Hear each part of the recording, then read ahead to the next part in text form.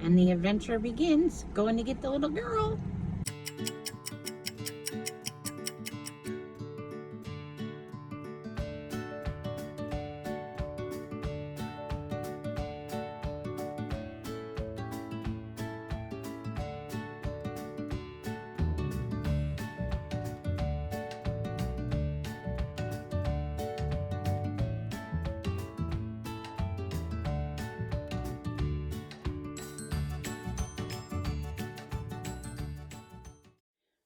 So say good morning, Gracie. Say good morning. Say good morning. Oh, we like to sleep. We like to cuddle. We like to be warm. And wow, isn't she cute? She's adorbs. You should see her. I'm gonna put some video out of her because, well, anything she does literally is cute. Like anything she does is cute.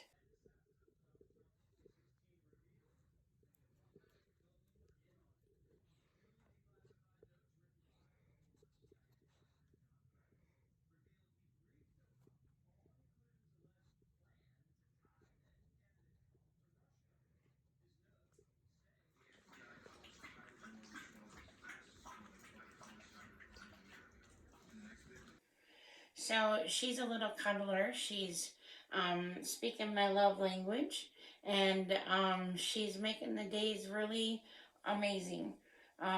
She sits with Jeff when and sleeps on him because, well, that's what she does. She's a baby. Sleeps on him, and Gus is like, what's going on here? What's and he's starting to really start to love her.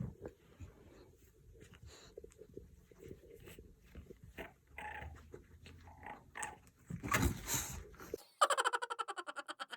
that monkey? Hi, hi. How are you? She's a good sleeper with me. I'm old now, so I get up a couple times a night to go to the bathroom. So, we just got to work on getting us both on the same schedule. But she sleeps on my face, like she sleeps right by my mouth all the time. So it's fun, and she likes to bite. Bye, Gracie. Say goodbye. Say we'll see you next week. Hey, happy Friday, everyone, and welcome to Coffee with Chrissy. I'm so excited to make it through another week, and it's been a great week because I learned how to doodle. I know, it's about time, right? I hope you checked out this week's video. I learned how to doodle. Not everybody can say that they accomplished that this week. So, we talked about taking inventory, and what we determined is that, especially now when things are so uncertain and chaotic, and there's so many things going on, and there's so many yak yak yak and voices going on all the time. There used to be a time where we could look at a problem, an issue, a situation, and find certainty, and you were certain you knew the right answer. And since all this is going on, I mean, and this meaning COVID and the election and the angry people at each other and the zero grace to each other. And it's just really too much that every single one of us could pile like 15 other thousand things on top of that.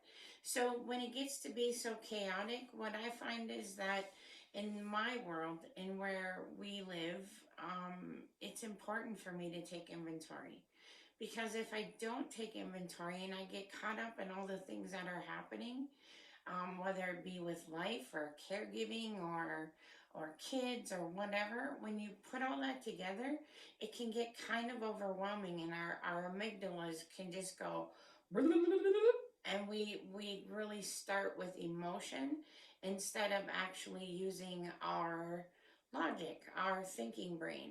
So I thought I'd share with you this week kind of a couple of ways that I've used the today's impact scale, because, well, every day has its own impact, and every day requires a story. And if I don't take inventory, it might look on the surface that we're having a bad life.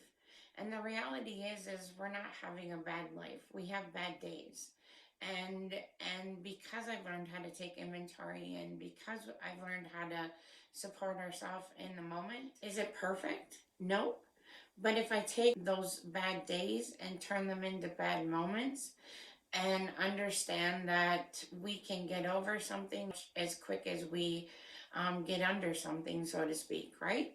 So this week's been kind of interesting because, well, we have the puppy. It's been a joy. What I was a little apprehensive, I'll be honest, when we went to pick her up, she was so tiny. Like, I don't know if you remember, I said on the other video, I decided not to do the other dog because I felt that that dog was too tiny. And so I get this dog, and this dog is tiny, but she's a baby. And what's cool about her being a baby is that it's really fun to take care of something that isn't broken. And I know that sounds really probably bad or interesting, but I think it also had to go into it with what it meant to me. What does Gracie bring to the table? What is she going to add to our lives? And we talked before about how um, adding to our life isn't always just the bad stuff. It isn't always the poopy detail of the thing, literally, because, well, she's a little pooping machine. But it's really the joy that it brings. So the interesting part is that she's really filling one of my love languages. My love language is physical touch, and she is the most excellent cuddler that you've ever met. She's tiny. She feels safe. But she's warm and she's cuddly. So, as much as I could look at that as what am I doing for her, taking inventory is really about what is she doing for me. And if I would have stayed in the mindset of the people that said, are you crazy? Are you out of your mind? I would have picked her up with, are you crazy? Are you out of your mind? Instead of taking the time to take the inventory and actually understand what she actually does bring to our life.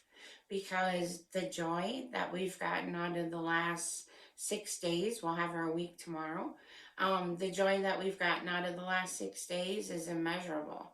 And it's only been 6 days. And it's amazing. And we laugh. And you can't look at her without thinking, wow, are you adorable or what? And just bringing a smile to your face. And I've often said that you can't be sick in the same house as a puppy. It just is impossible because they're cute, they're rambunctious, they're full of life, and sometimes when life feels like it's sucking the life out of us, you have to find the balance in putting that life back in it. Now, when you are in a situation where someone can't have the same kind of life that you used to do, or that normal people would do, like I don't even know those people, but normal people, you start to look at the things, the tiniest little things that add joy to your life. Because if we sit here and we take inventory and we measure all the things that we're missing, we're going to miss all the amazing stuff that's happening. And I'm telling you, I know that there are days I do not feel amazing. I get that. But I can tell you within those days that don't feel amazing, there's moments of, oh yeah, that's why I'm here. Right? So back to it's how we love each other through it and how I show up in the moment for us. And so when I work on my to-do list in the morning, or actually I do it at the night before, and let's be honest, I make zero lists on paper. Like, I'm not that person. The fact that I even make one in my head is actually kind of noteworthy. But on top of that is, how do I need to show up for myself tomorrow? Because I can tell you that 1 second out of the bed tomorrow morning could turn my whole day into something I never imagined it could be. And that's good and that's bad. So,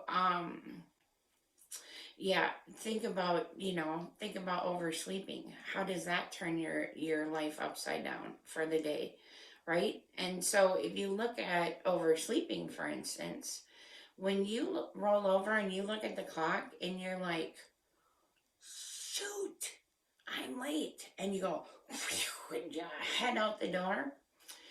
This, my friends, is our foundation. This is our thinking brain. When we have a rush like that, whether it's I overslept, whether I'm getting chased by a bear, whether the love of my life is in so much pain and it's so hard to watch him suffer, our amygdalas take over. They're in charge. Our amygdalas are now in charge of the situation. And our emotional brains have so hard of a time getting to our thinking brain. So in the video this week you watched, I talk about pause for the cause. That 5-second pause and that deep breath in that 5 seconds, in the minute that you want to respond or to react, that pause helps us take this and go, listen, Missy, come back down here, right? We can grab our emotion and we're more able to grab our logical brain, our thinking brain, instead of working from our emotional brain. Because let me just tell you some of the knee-jerk responses that we have. If you think about our knee-jerks, how many of them get us in trouble? How much time do we spend kind of cleaning up little messes from our knee-jerk reactions? Food for thought. Now, what if you paused? And I'm a firm believer in the first 5 seconds you want to say something is the first 5 seconds you should not. You should not send a text. You should not call anyone. You should not respond. And it's important to take that time. And even 5 seconds for most of us seems like a really long time to have uncomfortable silence. I mean, we're talking about 5 seconds here. The 5 seconds that you just take to regain your rational brain, your thinking brain, instead of having your emotional brain take off without you. So the part that makes our emotional brain take off without us is the part that makes for bad stories. It's where we get really stressed out and overburdened in exactly the place where we need to take care of ourselves. And so the inventory is important. It's important also, I use it with the kids, because for the kids at 20 something, everything seems ginormous. Every single thing seems ginormous. And so I actually have them take a little inventory. And I say, okay, what are the categories of your life? Right? So you have a roof over your head. You have a place, food in your stomach. You have a couple bucks in the bank. What else? Tell me what else in your world is happening. And by the time we get through that inventory, it comes out a lot to be that there's not as much wrong as we think it is. We're just so stuck in whatever we're thinking, or we're so stuck in the overwhelmedness of everything, it's really hard to unstick ourselves. So the inventory is important. Even if, like, say we had a doctor's appointment and I mentally prepared myself to go there because I have to. Let's say that I mentally prepare myself to go there and we get a result that's better than I expected, or an experience, quite frankly. It's not even a result, it's an experience. Oh, they saw us today, they heard us, they understand what's happening, they care. Versus the other response that we're more used to, that, oh, don't listen to us, don't hear us, don't ask how this is impacting our life. So my point is that if I go in expecting that experience and my amygdala expects that, where am I going from there? Up. Up. And I already started up. But if I walk in there thinking, well, this can go either way, and if it goes this way, I'm going to be grateful. If it goes the other way, I'm going to be patient, and I'm going to lean into it instead of run away from it. Isn't it crazy how we change our measuring stick? Like when we were talking about the kids and how I help them take inventory. I wish I could help them see that all the things that are happening to them and how they measure their life right now is going to pale in comparison to how they are going to measure it in 20 years. Um, when someone gets sick, you have to change your measuring stick. You have to measure based on the joy, the moments, the things that happen. Because Lord knows we spend enough time figuring out and taking inventory of what we're losing. And we're going to talk about that sometime soon here. But next week, we're going to talk about introverts and extroverts. Um, and, and the role it plays is actually my favorite subject, because I believe as human beings and part of our personality, it's the thing that probably impacts us, our interpersonal relationships, the most, and none of us really get it. And as caregivers, if we don't understand it, we're not supporting in a way that's comfortable and familiar to the person that needs us. We are supporting them in a way that's comfortable and familiar to us. So if you think about all the things that sometimes you butt heads about, I venture a guess to say that after next week's video, you might actually have a moment where you go, oh, that's why that's happening. And well, that's why I'm here, is to make sure that you can identify those moments that are, oh, that's what's happening. And then there's, oh, how do I need to show up for that to support me in the moment, to take care of myself? Because that, my friends, is the part that really counts, is how we show up in the moment and how we're taking care of ourselves in the moment. So I am excited about that, to tell you that. One more thing that I have to tell you that I did some exploring on this week, because it's really important, was the fact that I put a deadline for myself to be Tuesday for the do-it-yourself caregiving. And when I took inventory of that, what I realized is that I put a deadline in place for me that I didn't need to. So something that I'm really excited about, something that I really am passionate about, I figured out I'm excited to be here. I don't want to turn that into something that's heavy, that drives me nuts, that stresses me out. So here's what I'm going to tell you. Like and subscribe to my video. Hit the reminder button next to the subscribe, so when our video comes out next week, you'll know when it comes out. That's why they have the reminder button and on the subscribe function. So what I can guarantee you is that every week we will have a do-it-yourself caregiving video, and we will have a coffee with Chrissy. Can I guarantee it's going to be Tuesdays? Nope, don't even want to. Don't even want to. When the video comes out next week, you'll see it, and it's going to be amazing. And well, look what happened this week when I took a little time. I doodled. So check us out next week. Do it yourself caregiving.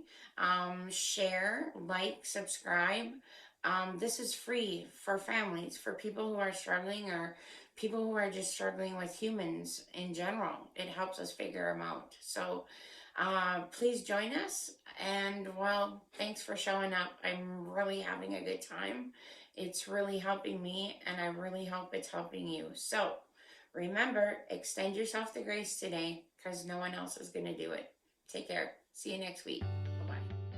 If you enjoyed our time together, please like, subscribe, and share with a friend. We'll see you next week.